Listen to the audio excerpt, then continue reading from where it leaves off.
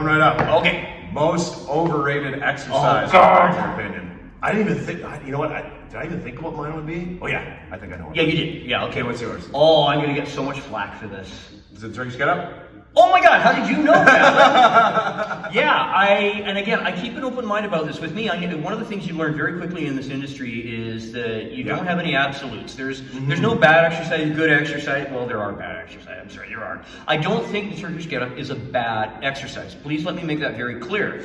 People I respect tremendously swear by it. I've done it. I can do it. It just doesn't jive with me. But I am willing to change my mind about it, and I think. I'm always willing to change my mind about anything except closing balls.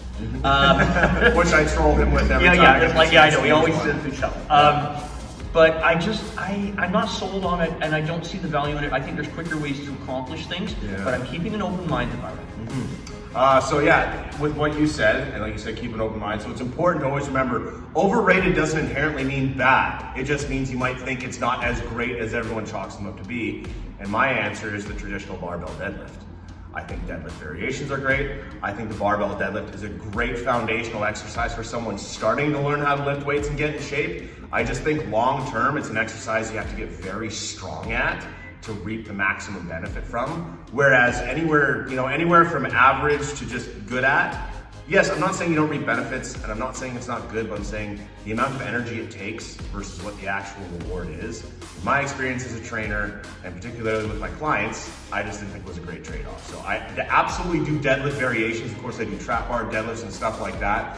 When I have new clients, a barbell deadlift will definitely be almost foundational to their training because, as I told Ryan earlier, it's so central to how you should perform almost every kind of lift. What you have, all the cues you have to think of, brace, squeeze back.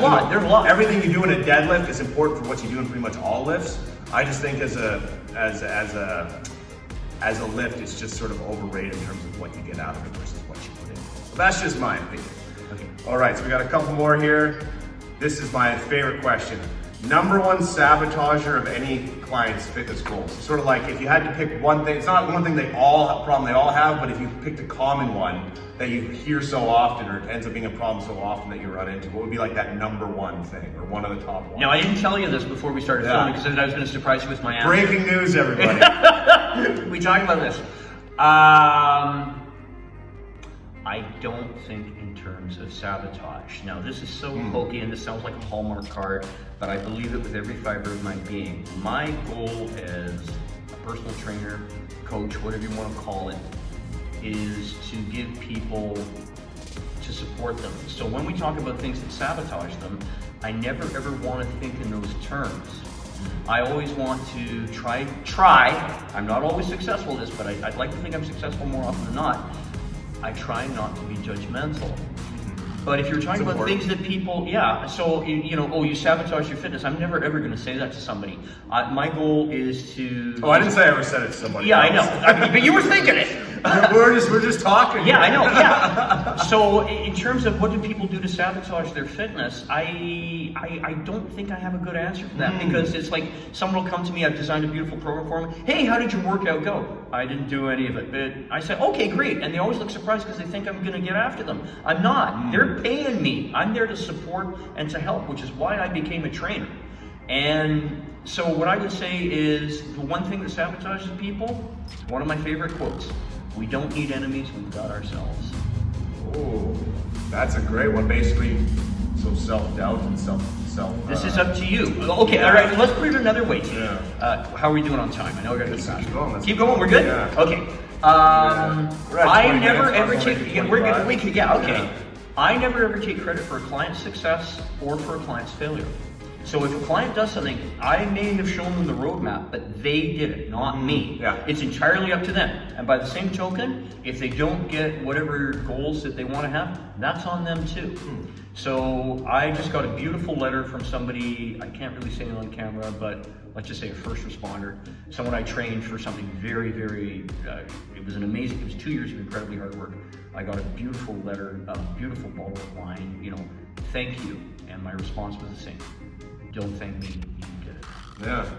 Good one. Yeah.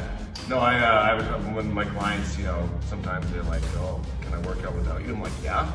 I'm like, if you do twice the work, I still get to take all the credit. No, you don't. No, that's my that's his generation versus my generation. Yeah, it's about them, not you. So in that essence, I told him this where we'd probably differ because I train a lot of people. I still train some people in their 40s and 50s, but obviously I train some 30s and unders. And for me, the most common one, not the number one for everyone, but the most common one is absolutely alcohol. There's that, I would say things surrounding alcohol, so partying. You know what I mean? Okay, good answer. What I mean, it's not simply the drinking, because if you want to have a few drinks here and there, everything is manageable, right? But a lot of people, I'm just using women as an example here. The number of women I've trained who, if they just didn't drink, would probably be in pretty reasonable shape almost without exercising. There's a few women who fall into that category, and it's just because what it is that drinking is something people are often willing to put time into, and they're willing to put time into that instead of their exercise. Unlike many other That's things. a different take on it. Yeah, I'm gonna think about that. Yeah, like the thing, and I'm not talking about someone who likes to go out for a drink a couple times a week. Obviously, I'm talking about people who want to go out and party and stuff. I'm not judging people for that. Like you said, it's important not to judge your clients. Very important. I have a lot of clients where kind of like they don't have time, but the reality is they're hungover half the time. They would rather go do this other thing. If I'm willing to train them at a certain time or something like that, I've never encountered that. Yeah, so that's okay. That's valid point. Yeah, great. Like that's what I said. It's not for every client. It's just that the number one sabotager I've seen is just, I think, like of the physical ones. We can get into the mental ones, but I think people just aren't realistic with themselves about what alcohol is doing for their life, right? You know what I mean? And they have a little too much. They have a little too much of it. Okay. All right. So we got one last one to get to. Okay. This is my favorite one. All right. Least valid excuse that you hear the most. I know what mine's gonna be. You go first. It's time. It's absolutely time. And the reason I refer to that as the least valid excuse isn't because I'm not interested. I'm not one of those people who thinks you can compare one person's life to another. So just because crazy Vince McMahon can go for his workout at 3 a.m. after he's been working all day, I don't expect people. We're not all Mark Wahlberg. But the problem with the whole time thing is that people want a result from fitness, and I hate to use such a classic term about like how facts don't care about feelings or something like this, but it's more like reality doesn't care about how you feel or what your excuse is. And the problem is that no matter how many valid excuses somebody has, you can't do anything else to get the results what you need out here other than to do it. And the thing is that there's 24 hours in a day. I'm not saying you have as much time as anybody else, but you need to make time. Because the reason you need to make time is because the results you want from here, whether they're truly like physical or just internal or just living a longer, healthier life, whatever result you seek from what you want to get out of the gym or your physical activity in general, cannot be reaped any other way. You just actually do it.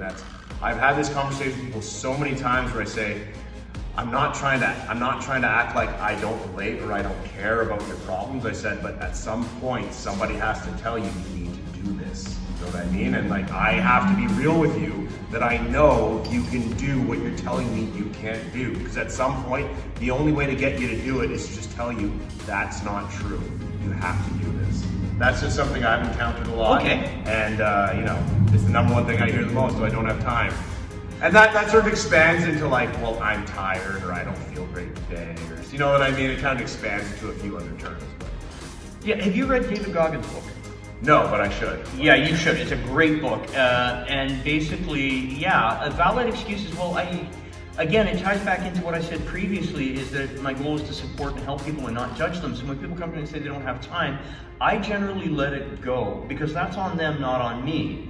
And so I actually agree. I usually let it go too. But then it usually gets to a point where I say, hey, you know what I mean? Like, it doesn't matter what you do or don't have, you need to kind of do this now. Like, but do it for you, not because I'm telling you to do it because you want to do it. That expands. Yeah, exactly, yeah. So least valid excuse, I don't know if I can relate. There you go. But that's good too. It's all different, right? I mean, I hear various things about I didn't do it, and my thing is, okay, great, but you're here now, and one of the things that I will say is that more than one client over the years, various places I've worked, I had a client who's having a really tough time. And what I do is, I didn't have time to do this, I didn't have time to do that. So instead of saying, well, you got to do this, what I do is, okay, but you are here now. So this is your bubble. Whatever's going on, work, family, friend, any problems you're having, anything, they stop at that door. So I can't control those other hours that you're not with me. But right now, we're in our bubble, and this is your opportunity to work on you right now. Whatever else happens throughout that week, whatever excuses you have, I really can't do anything about that. People are going to do what they're going to do. People are funny creatures, right? So all I can focus on is what I'm doing at that moment. Yeah. And that would be, you're here with me, let's work on our fitness and do whatever we can. So I don't really kind of think about it the same way you do, maybe. So I don't know. That's interesting though, that we've got two different answers, two different perspectives, two different generations. Yes. All right, we definitely have reached the maximum point this video can possibly be uploaded at. So I want to thank Ryan for joining me here today. We look forward to more videos from us coming down in the future. Thank you for having me. It's been a lot of fun. I'm looking forward to seeing this, and maybe we'll do another one. All right. Thanks for tuning in, guys.